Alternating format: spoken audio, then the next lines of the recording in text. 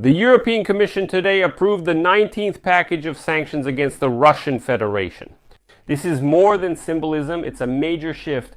It includes oil logistics, grey shipping chains, export controls, information technology components, and of course, sanctions on finance and banks. Against this backdrop, American President Donald Trump once again used his favorite phrase and stated that he is ready to increase pressure on Putin. He really let me down.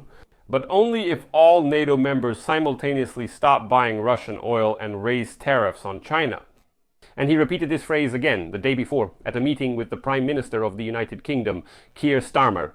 Well, formally Trump is in favor, but essentially it's a pause.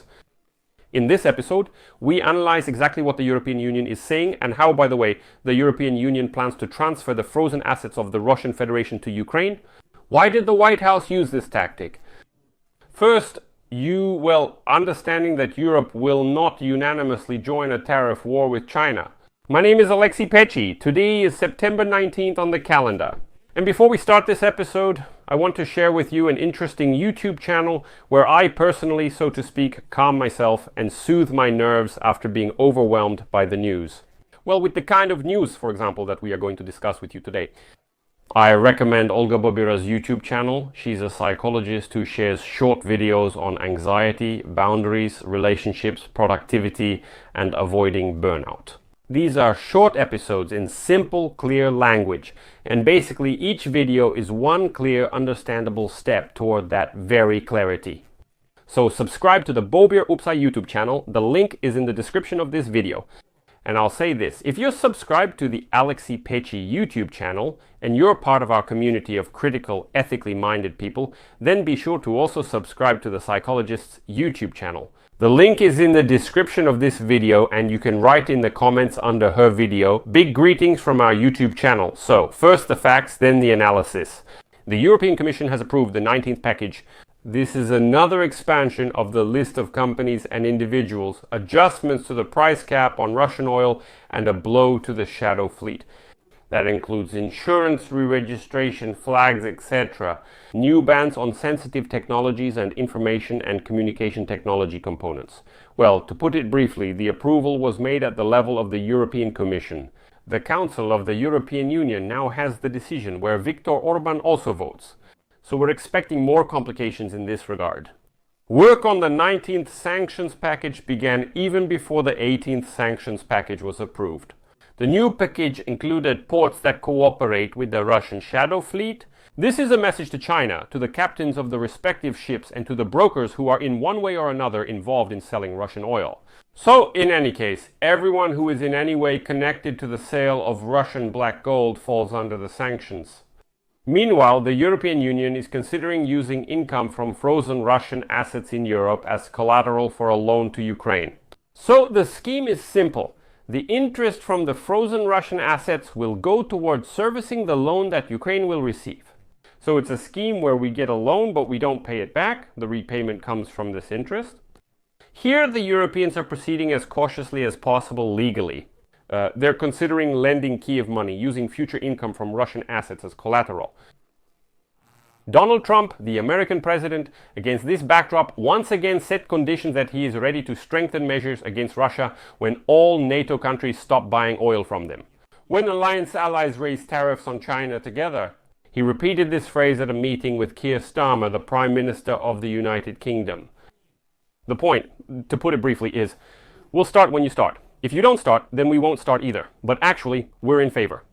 Trump said he's willing to go further on Russia, but only if there are collective tariffs on China and allies reject Russian oil.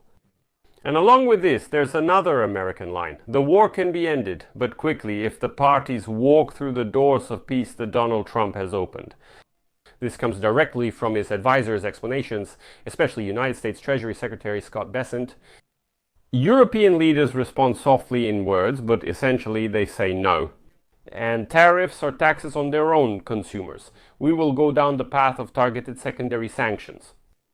Now let's analyze why the European Union won't go for 100% tariffs on China. That's what immediate zero imports from the Russian Federation look like.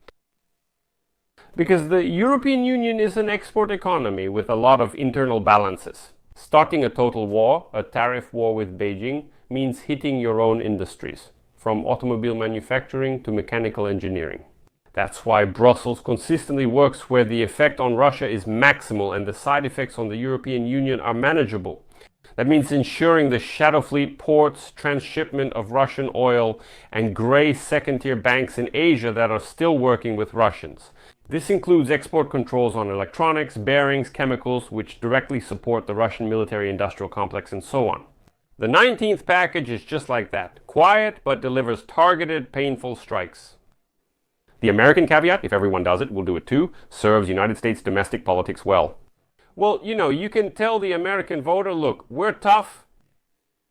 The American president said, if I strike, I'll crush that Putin completely, but these are our allies, everyone's holding us back. But in fact, this just buys Moscow time. Europe is currently, though cautiously, tightening controls in logistics and finance. The White House is holding off on these secondary sanctions, at least for insurers, the shadow fleet, Asian banks, and so on. If the White House did this, it would seriously impact the Russian economy, at least that much. As a result, we see a strange situation. The European Union is repeatedly, though gradually, targeting the Kremlin's wallet. And Washington in Europe prefers to set conditions that are impossible to fulfill from the start. That is, Washington says we can deliver a very powerful blow all at once, completely collapse the entire economy. Let them go first, then we will. Europe is only taking small steps. And what will happen next with the frozen Russian assets? Most likely, Europe will establish this profitable regime for years, for many years to come.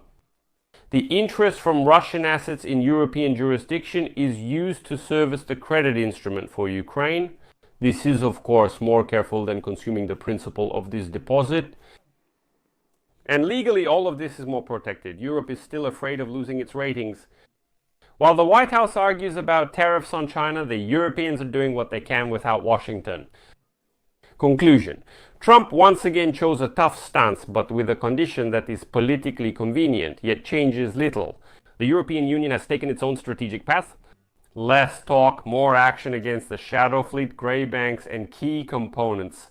That's bad news for Moscow, even without United States synchronization.